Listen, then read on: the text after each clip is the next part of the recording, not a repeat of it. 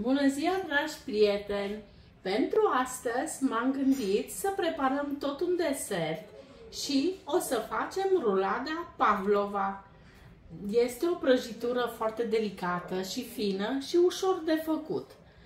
Cu cremă mascarpone o să facem noi, dar o să vedeți pe parcurs toți pașii care trebuie urmați. Primul pas, avem nevoie de fructe de pădure congelate. Am aici 350 de grame de fructe de pădure, am 100 de grame de zahăr și sucul de la o jumătate de lămâie. Primul lucru, o să facem gemul, pentru că necesită mai mult timp până se răcește și atunci ne apucăm în prima fază de gem. Deci, am pus într-o tigaie. Punem într-o tigaie fructele congelate.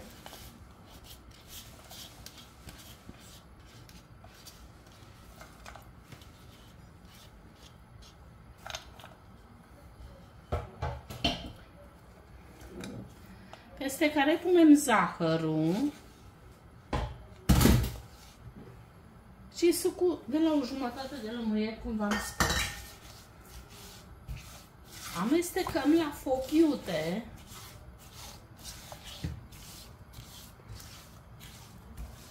până se topește zahărul.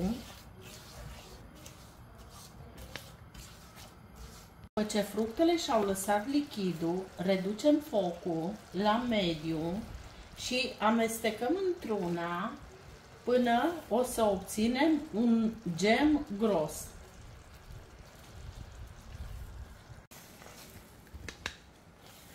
Deci lichidul a scăzut, asta e textura care vrem să o obținem.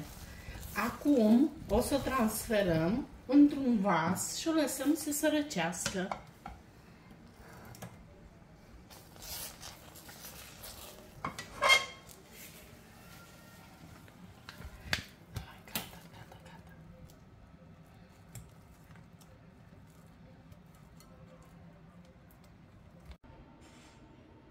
Deci până se răcește gemul, l-am pus acolo să se răcească, o să ne ocupăm de bezea. Dar înainte de a face bezeaua, preîncălzim cuptorul. Preîncălzim cuptorul la 160 de grade, sus-jos, fără ventilație. Porniți cuptorul și pe urmă ne ocupăm de următorii pași. Deci pentru bezea avem nevoie de 6 albușe medii, de la 6 ouă medii, 6 albușe medii, 300 de grame de zahăr, o jumătate de linguriță de sare, 2 linguri de amidon, avem 2 linguri oțet și o linguriță de vanilie. Extract de vanilie, esență, extract de vanilie. Și acum, după ce avem nevoie de bolul mixerului să fie foarte curat și uscat, să obținem o bezea fermă și lucioasă. Punem albușele în bolul mixerului împreună cu sarea și începem să mixăm.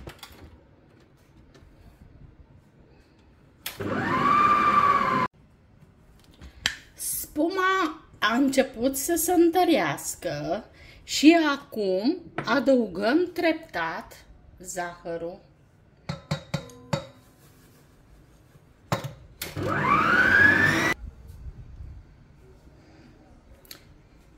Deci haideți să vă arăt cum trebuie să arate. Deci după aproximativ 10 minute de bătut la robot, spuma așa arată. E foarte fermă, lucioasă, tare. Deci asta e consistența care trebuie să o aveți. Acum o să ne ocupăm de următorii pași.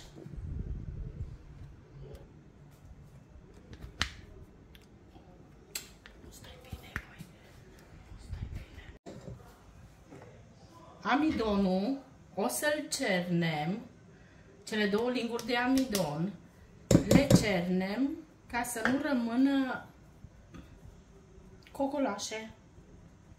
Okay. După ce am cernut amidonul, adăugăm oțetul și vanilia.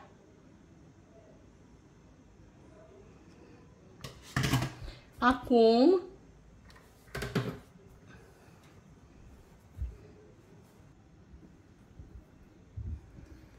amestecăm ușor, să nu-i stricăm textura, până să combină toate. Amestecăm ușor, de jos în sus.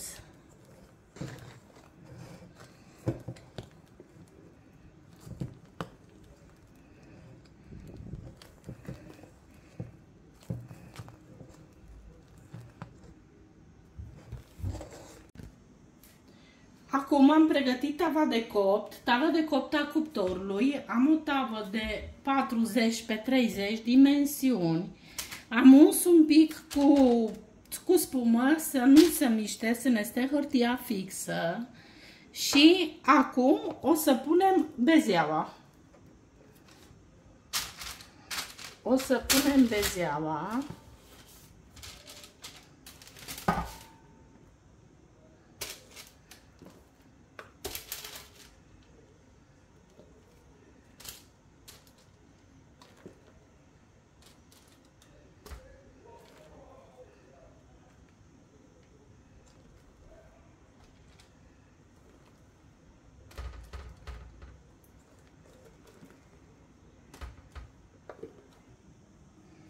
Acum o să o nivelăm, o să încercăm să o aducem la aceleași dimensiuni. Vrem să o avem cât mai uniformă.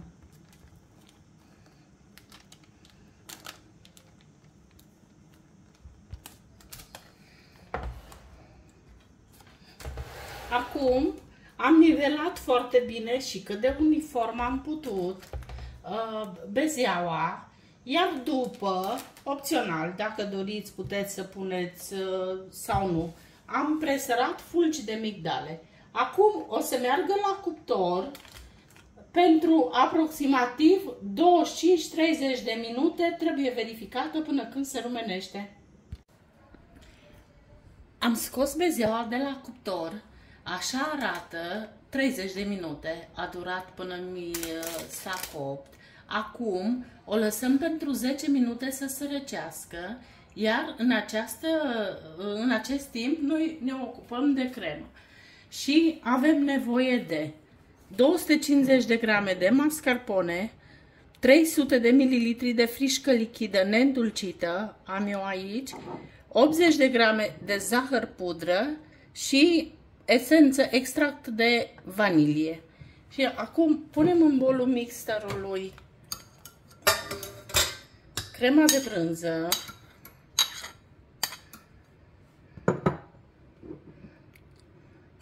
frișca,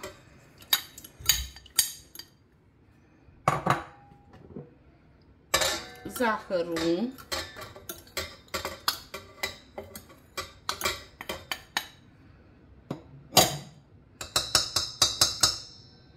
vanilia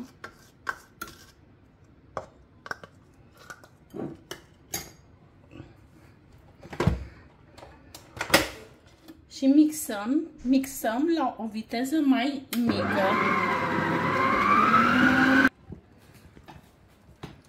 Gata, am obținut o cremă. Crema de mascarpone este gata.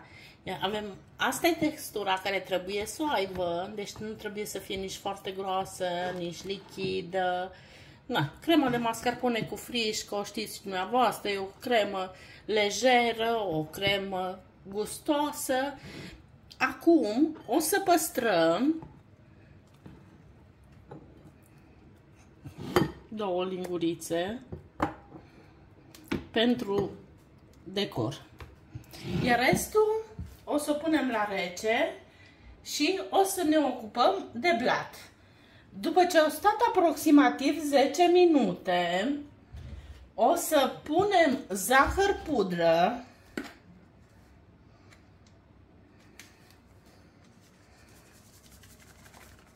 Punem zahăr pudră pe toată suprafața.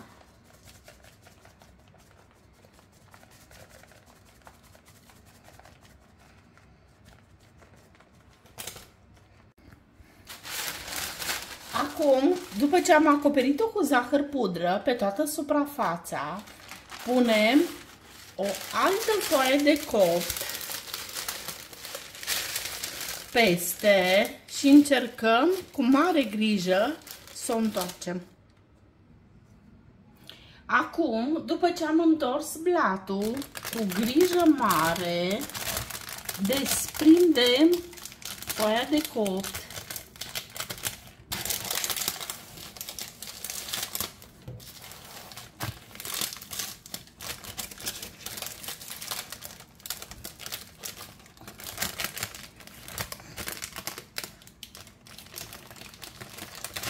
Cu foarte mare grijă, tragem ușor.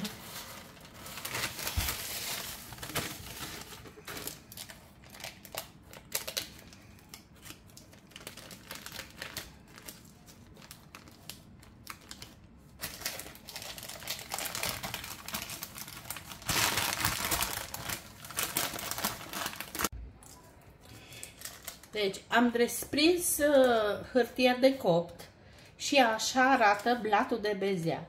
Acum așezăm crema. Încercăm cu o spatulă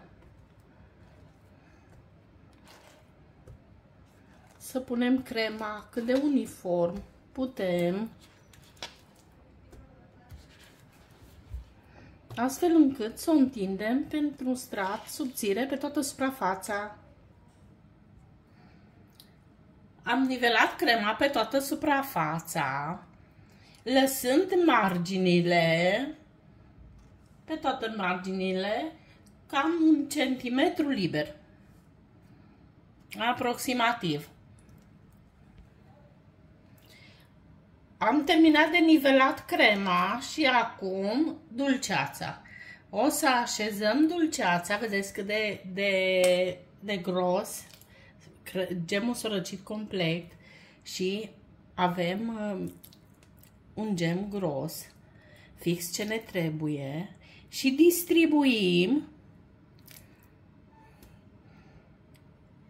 distribuim gemul relativ tot uniform pe toată suprafața blatului.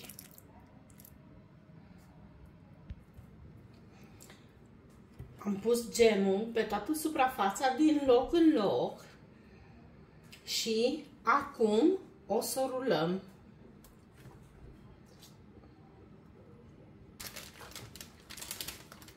Acum o să rulăm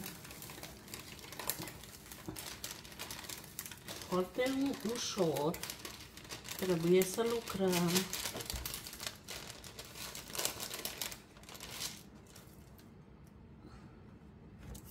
Să avem grijă să nu se rupă, pentru că fiind un blat de bezea, e foarte delicat.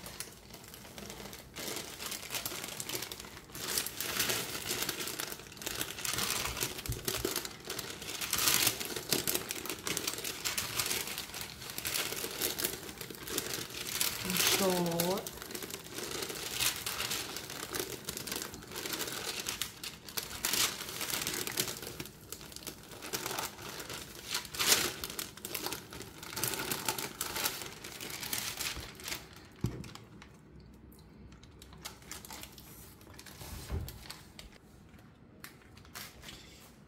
Am rulat-o, deci așa arată rulada. Acum strângem cât putem, nu foarte tare pentru că e foarte fragilă, și o să-mi iau de la frigider, așa în folie, în hârtie de copt cum o avem, pentru 2 ore. și după aproximativ vreo 3 ore, 3 ore și jumătate, am ținut-o la frigider să se întărească crema și totul. Așa arată rulada. Acum o să tăiem marginile și o să o decorăm. Am pregătit aici niște fructe, am câteva frunzulițe de mentă, avem mure și zmeură. Haideți să o decorăm. Așa arată, am terminat de decorat, am ales să folosesc zmeură și mure, pe alocuri am pus și câte o frunzuliță de mentă. Este un desert foarte, foarte gustos, foarte delicat, vi-l recomand cu încredere dacă n-ați încercat-o până acum. O să fie prăjitura preferată a verii. Dulcele din bezia și cu gemul de fructe de pădure și astea balansează gusturile, deci dulce, acrișor. Acum o să revin cu o secțiune. Acum revenim cu porțiunea. Haideți să vedem cum ne arată rulada și în interior. Și o să tăiem pentru demonstrație feliile un pic mai groase, pentru că v-am spus, fiind un blat fragil, atunci avem nevoie de așa. Așa arată secțiunea.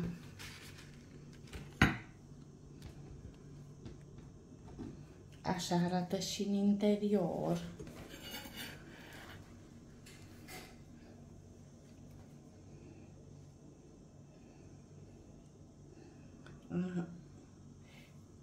Gemul este în exterior crocantă, iar în interior foarte moale, de la crema cu mascarpone, de la blatul acruț. Deci, asta a fost rețeta de desert pe care v-am prezentat-o. Dacă m-ați urmărit până acum, vă mulțumesc și v-aș ruga să vă abonați și să dați un like. Până la rețeta următoare, eu vă spun la revedere!